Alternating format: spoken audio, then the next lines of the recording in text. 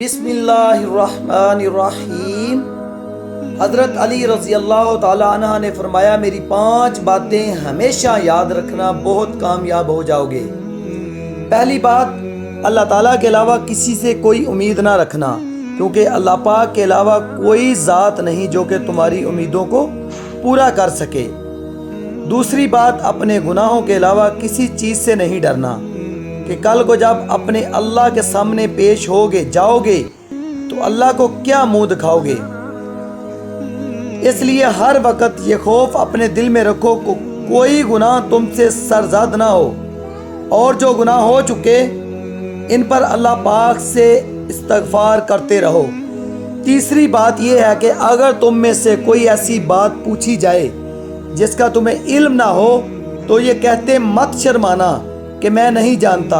بہت سے لوگ ایسے ہیں جو کہ کسی چیز کے بارے میں علم نہیں رکھتے، پھر بھی تکے لگانے شروع کر دیتے ہیں۔ کسی دوسرے موقع پر حضرت علی رضی اللہ تعالی عنہ نے یہ بھی فرمایا تھا کہ اس بات کا اقرار کر لینا کہ میں اس بارے میں نہیں جانتا، یہ بھی ادا علم ہے۔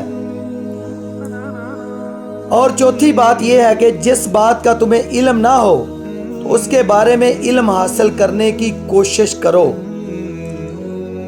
آخری بات یہ فرمائی کہ صبر کرو، ہر حال میں صبر کرنا انسان کے لیے بہتر ہے، اور صبر ایمان کا حصہ ہے، بلکہ یہاں تک فرمایا کہ صبر کا مقام ایسا ہے جیسے کہ بدن میں سر کا مقام حاصل ہے۔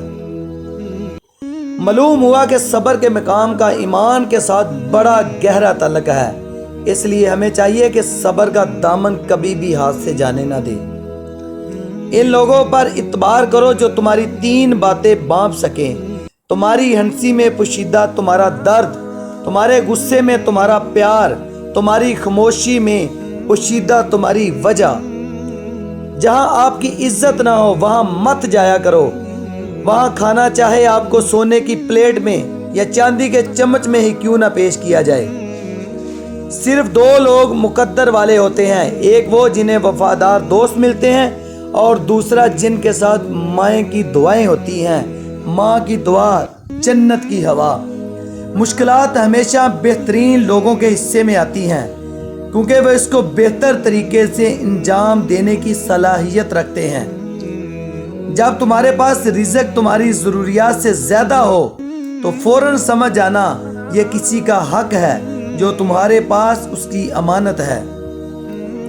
اگر تم کسی کے ساتھ بھلائی کرو تو تمہیں اس کا بدلہ برائی کی صورت میں ملے تو سمجھ لو کہ تمہاری نیکی قبول ہو گئی ہے۔ دوستوں کے ساتھ یہ لازمی شیئر